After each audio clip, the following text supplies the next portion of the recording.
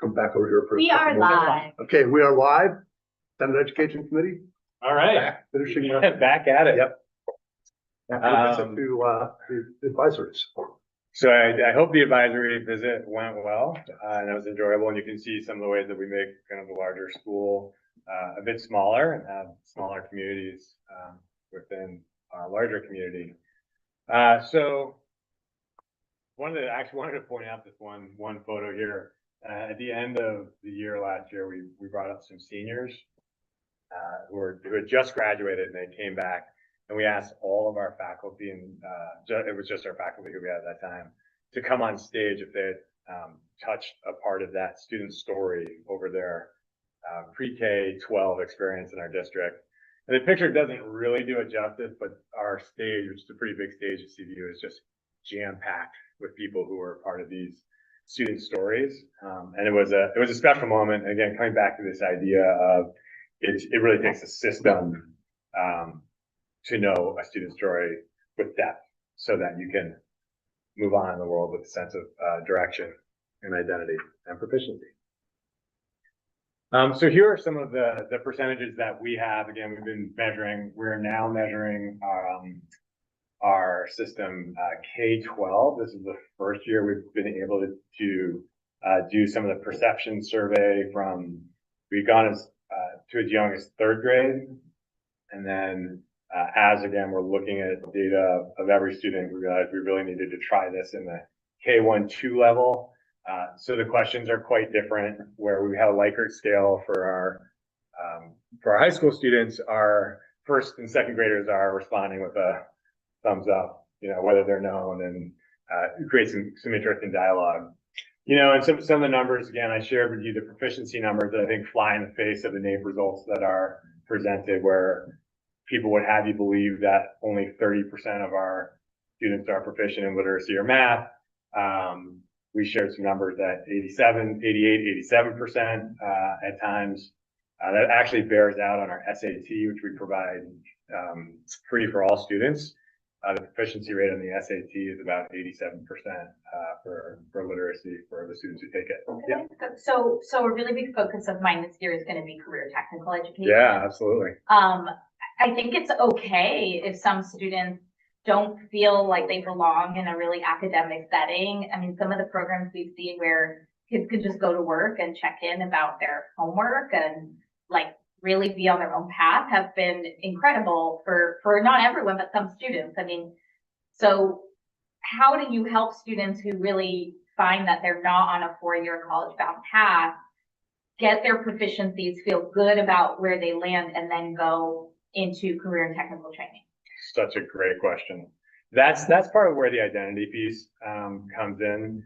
I can remember, and I remember this with some guilt, so this is not something that I'm proud of, but I can remember being a core English teacher when I first started, and I would have students move through our system. And I think there was some bias around technical education at that time in the 90s.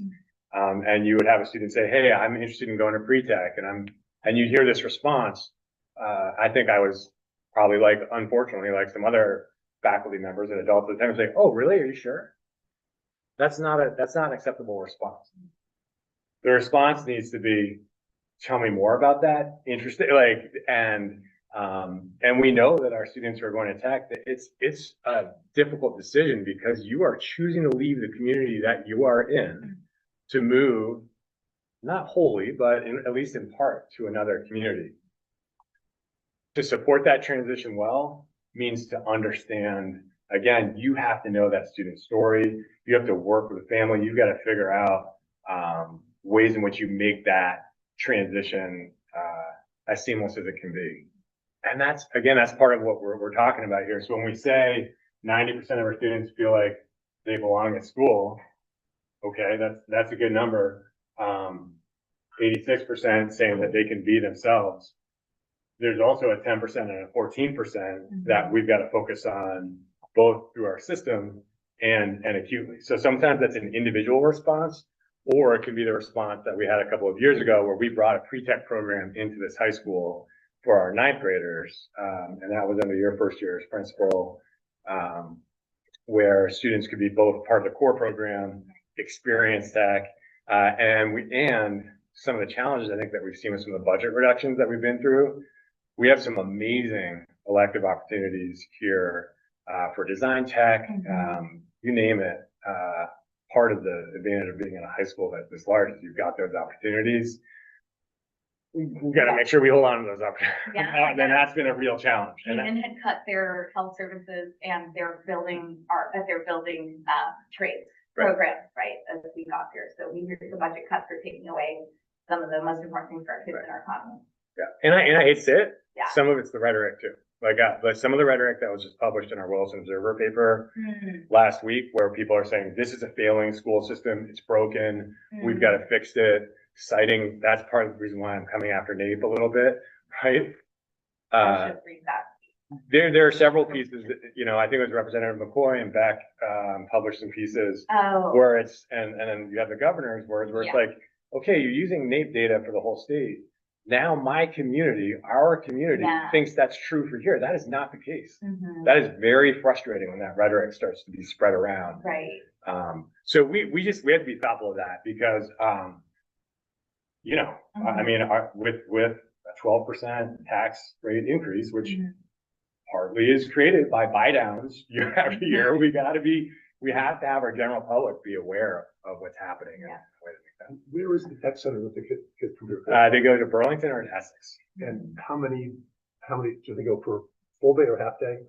Half day, BTC, CTE has half day programs too, right now? Full, yeah. It's always full, okay. And how many kids go to those? I was just looking at this number. Are we in the 200s, I think, in the high school?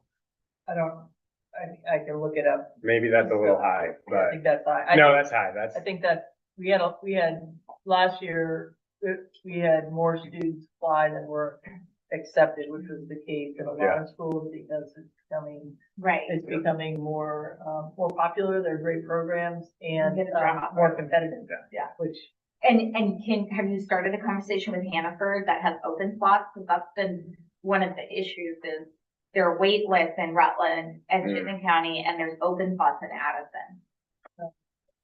good point. I mean, occasionally we'll have a student, occasionally students who go to Hannaford will go to Essex and vice versa, depending on if the program's available or not. Yeah. So just to keep us moving here, again, we focus on proficiency data. I see this data. We should be measuring this statewide. We should be looking at each individual kid, figuring out whether they're developing a sense of relevance in their learning, whether they see purpose in the learning. And then again, I'm just going to blast through 83% school is preparing them for the future. 58% school is connected to their lives. That's a national number as well. We got to think about that. What does that mean for us? And we are doing that. And yet, the school is hoping the number is high. Yeah, Yeah, which is it's interesting. It's interesting to see the discrepancy too between what parents perceive whether the parents perceive the learning is relevant versus students say. It is wildly discrepant, which we're investigating as well. we had a conversation on our program council a couple months ago about just the word relevant. And we spent an hour talking about the word. We have 4 students on our program council. And it was so interesting to hear like the differences among the adults and then the students kind of their perception of relevance from their take. So, yeah, it's a word we were spending some time kind of narrowing down a definition so that we can raise that percentage that out of the 20. And then I figured you're well aware of this, but this is our, after the December 1st letter, the initial tax rates we calculated, off a level service budget. So that is after 2 years of significant reductions where we've lost 82 positions and $9 million. Decided this year we want to just be level service. That small increase of 5% is resulting in some of these initial numbers. We know this isn't going to hold from the December 1st letter. We know some of this is from, past practices and starting in a hole. Heinberg was just recently reassessed, right? So we got the CLA fund coming in. That's really scary for us, in a system that we really believe is functional. And then we did the calculation. So even if we just level funded, right? And that would mean another $5 million in reductions, we'd be in a place where our tax rate is going up 6.1%. So, I mean, so I think there's some interesting things here. I mean, first of all, Williston has built a lot. And that, like, I don't want people to lose track of what that looks like in the tax rate. When you grow the grand list, I mean, Kate and I were actually in the legislature for property tax rates going down because we grew the statewide grand list. I don't think most of our colleagues now can conceive of that. And two, I've been trying to say this in a way that doesn't negatively spotlight CESD. It's meant as a neutral statement, but just consolidating doesn't mean you have a lower per pupil amount. You know, we have neighbors who say, like, you need to consolidate all of the districts so that we save money. And I'll say, like, well, look at our school district. They still have big school problems and they still have to spend a decent amount per student.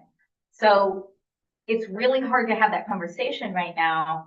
And maybe you all play an important role in that like magical efficiencies people are looking for don't mean a lower per pupil cost. They just mean you're providing more value to the students and bringing up your scores and treating them like individuals, not that you're kind of shoveling money back out the door. Right. I think this is my final slide. All right. All right. Yeah. Questions, thoughts, things I missed, or more importantly, get the tours so you can see it. I think well, any of the three of you have a question for Adam before we let you head out with Wilcox and Zoe to see what the school looks like? I don't have an issue right now, but this has been really helpful and very interesting, and this is a common story. What, I know this story. for people, what is it? For people cost. Yeah. I'll go look up that number. I don't have that. I should have Yeah, that. that's No. Okay, and then there's a, from Act 127 to now, huge difference. You have. Until If you 11. back me to the little reference one.